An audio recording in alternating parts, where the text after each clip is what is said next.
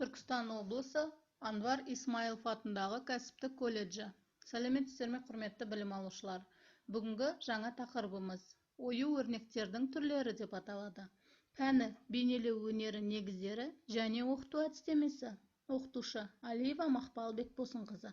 Пән бірлестігі жалпы білім беретін пәндер. Жарайсыздар. Ал енді сабағымыздың мақсаты білімділік. Білім алушыларға ою-өрнек түрлері жайлы толық мағлұмат беру. Дамытушылық, кәсіби және жылдамдық дағдыларын дамыту, алған білімдерін өз бетінше қолдана білуін қадағалау, эстетикалық талғамын қалыптастыру. Тәрбиелік, білім алушыларды осы өнер түрімен қызықтыру, ұқыптылыққа, еңбексүйгіштікке, сұлулықты қабылдау сезімін ояту, эстетикалық талғамдылыққа тәрбиелеу. Жарайсыздар. Ал енді бүгінгі сабағымызды бірден бастап кетпей, жүректен жүрекке әдісін қолдану арқылы жүрегімізден шыққан жылы сөзімізді бір-бірімізге арнап, күнімізді жақсы көңіл күймен бастайық. Жарайсыздар. Ал енді ою-өрнек дегеніміз не екен? Ою-өрнек ісі тым ерте заманнан бастап, қол өнерінің барлық түріне бірдей ортақ әсемдеп, әшекейлеудің негізі болып келеді. Ою деген сөзбен өрнек деген сөздің мағынасы бір. Бұл сөздің ұғымында бір нәрсені ойып, кесіп алып жасау, немесе екі затты оя кесіп қиюластырып жасау, бір нәрсенің бетіне ойып бедер түсіру деген мағына жатады. Ал өрнек дегеніміз әртүрлі ою, бедер, бейненің күйдіріп, жалатып, бояп, батырып, қалыптап істеген көркемдік түрлердің, әшекейлердің ортақ атауы іспеттес. Сондықтан көбінесе ою-өрнек деп қосарланып айтыла береді.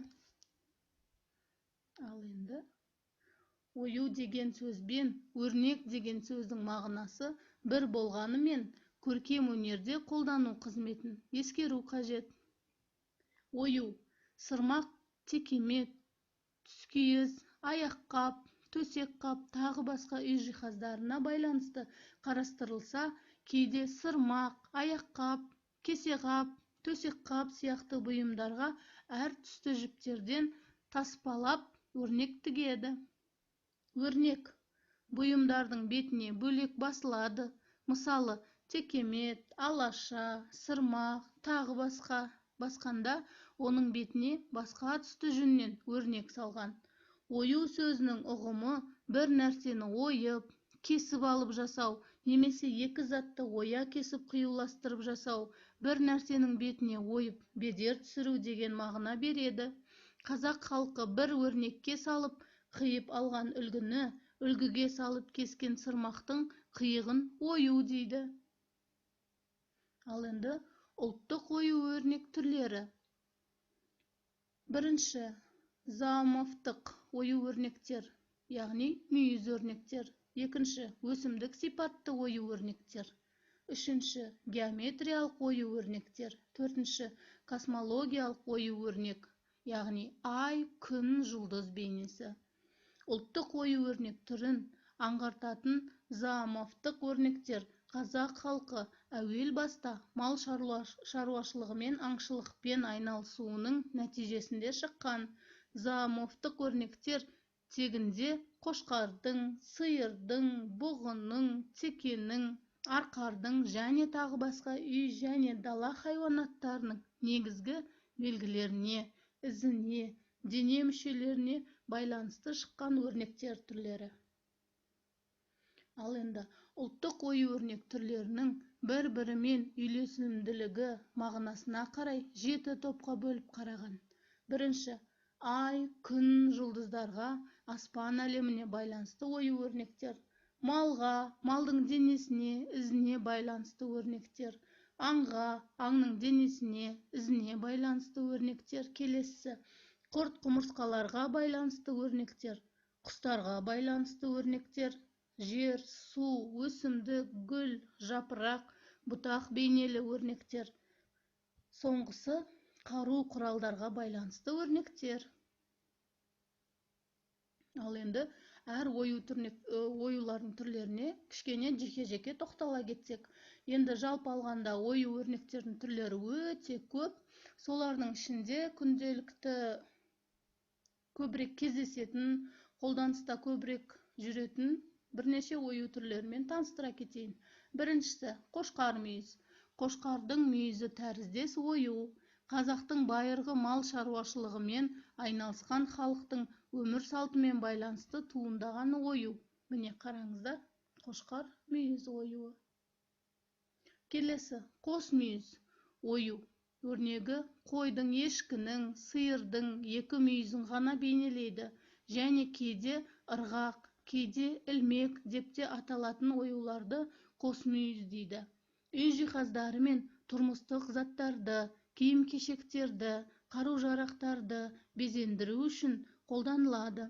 Қазіргі кезде қос мүйіз ою өрнегін сәукелеге, айыр қалпақтың төбесіне, шетіне, камзолдың алдыңғы жағына, етіктің қонышына салады.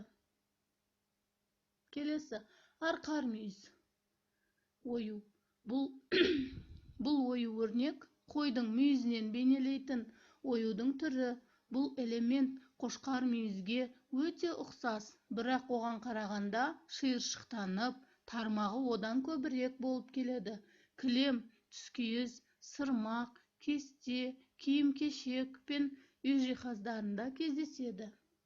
Міне арқар мүйіз оюы. Келесі сынық мүйіз. Бұл мүйіз морт сынған тік төртбұрыш жасап, 4 рет ішке қарай иіледі. Бұл ою өрнек кілемдерді, шилерді, басқұр мен алашаларды, сондай-ақ әртүрлі бұйымдарды безендіру үшін пайдаланылады. Ал сырт көрінісі малдың сынған мүйізіне ұқсайды. Келесі сыңар мүйіз. Қос мүйіз, қошқар мүйіз оюдың тек бір жақ сыңарын ғана бейнелейтін өрнек түрі. Шебер орналастырылған сыңар мүйіз өрнек композициясында дараланып тұрмай, жымдасып келеді. Әдетте сыңар мүйіз оюы үй жиһаздары мен тұрмыстық заттарға, сондай-ақ киім-кешек, қару-жарақ, тағы басқа бетіне салынатын ою өрнектің бөрінде кездеседі. Жалпы айтсақ, текеметті, сырмақты әшекейлейтін, олардың жиегіне жүргізілетін өрнектің бір түрі. Ал енді келесі шыны гүл ою өрнегі. Гүлді тұспалдап тұрады. Бұл өрнек 4 айшық итемшек оюларына ұқсас келеді. Шыны гүл ою өрнегі айға, мүйізге, жапыраққа ұқсас элементтерден құралған. Екі мүйіздің қайырылған екі ұшына жапырақ қондырылған. Сол жапырақтар бірнеше рет сатыланып, қайталанып отырады. Келесі үш құлақ немесе үш жапырақ ою өрнектері. Барлық қол өнерге тән үш мүйізді, үш жапырақты, үш тармақты болып бейнеленген. 10-11 ғасырларда Тараз қаласындағы мазарлардың қабырғалары үш жапырақты өрнекпен бейнеленген. Гүл ою өрнегі барлық гүл түрін тұспалдайды. Бұл өрнектің түрі қолөнер бұйымдарында 3 жапырақтыдан басталып, 12 жапырақты ою өрнекке дейін кездеседі. Кесте тіккенде және киім-кешектердің жағасына, қалтасына, жиектеріне салады. Келесі қарға тұяқ ою өрнегі. Мұнда геометриялық, зооморфтық ою бедерлері біріккен. Бұл оюлар алаша, кілем тоқуда пайдаланылады. Келесі бота көз ою өрнегі. Әшекейлі композиция ортасына салынатын, немесе бірнеше қайталанып келіп, орамалдың шетіне көмкере жиектеме түзейтін, сырт пішімі ботаның көзіндей ромб тәріздес геометриялық ою өрнек. Келесі өркеш ою өрнегі. Түйенің қос өркешін бейнелейді. Сырмақ, текемет, түскиіздерге салынатын ою өрнек композициясында көбірек кездесетін элемент. Қазақ оюында мал мен аңның қос мүйізін, түйенің қос өркешін б-нің қос емшегін бейнелеу тек симметриялық тепе-теңдік үшін ғана емес, сонымен қатар береке бірліктің көбеюдің символын білдіреді. Келесі, түйе табан ою өрнегі. Түйенің басқан ізін долбарлайтын күрделі ою өрнек. Ол кейде қарта, қарға, қызылайыр ою өрнегіне ұқсайды. Қатар тұрған S тәрізді екі сызық қатарласып қосылмайды. Түйенің табанына ұқсас екі жарты сопақша дөңгеленіп келетін ою. Түйе табан деп аталатын көп гүлді, үлпек басты, тікені бар есімдік. Ол да түйенің табанына ұқсас екі жарты, оны кей жерлерде табақ өрнегі деп те атайды. Келесі, жұлдыз ою өрнегі. 5 бұрыш жасап, гүлмен өрнектеліп, 5 тармақтан тұратын гүлді тұспалдайды. Түскиіз, төсек жапқыш, бет орамалдың ортасына және сырт киімнің арқа тұсына немесе шапан етегінің алдыңғы екі бұрышына салынады. Кейде жұлдыздың натуралды қалпын кескіндейді. Жұлдыздың бейнесі композицияланған ою өрнектердің ортасында кездеседі және 5 жұлдыздың бейнесі анық көрініп тұрады. Келесі, құс тұмсық. Бұл өрнек құстың тұмсығын тұспалдаудан туған. Құс тұмсық тармақты мүйіздер мен сызықтардан құралады. Ою өрнекті қиғанда ортасындағы сызықтың ұшының басы құстың тұмсығына ұқсас қиылады. Құс тұмсық жүзік немесе топсалы сәлемдеме ретінде жүзігі туыстар арасында дәнекер қызметін атқарады. Тұрмысқа шыққан қызынан орамалға түйілген құс тұмсық жүзігі келсе, ата-анасы қуанып, көршілерін шақырған. Құс бейнесі халық түсінігінде азаттықтың белгісі. Жүзікке қарап ата-анасы қызының ұзатылған жерінің жақсы екендігін біледі. Келесі, 9 төбе ою өрнегі. Ең көне оюлардың бірі. Бұл өрнек қимақтар мен қарлықтардың қол өнерінде сақталған және кезінде 9 төбе ою өрнегін Айша бибі күмбезінің кірпіштерін өрнектеу үшін қолданған.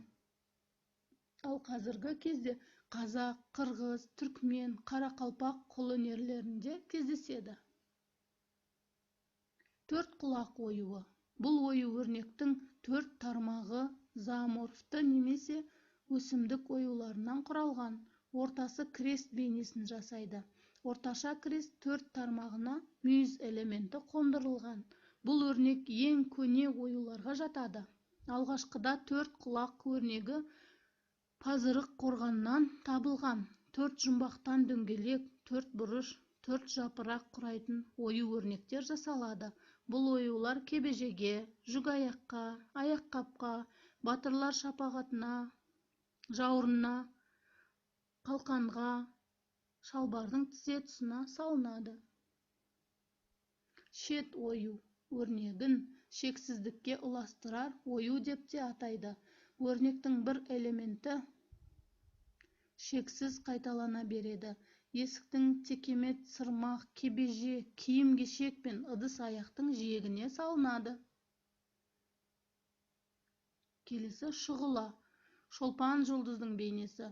Жұлдызды жарқырап, маңдайы ашық болып, шұғыла шашсын деген мағынаны білдіретін ою.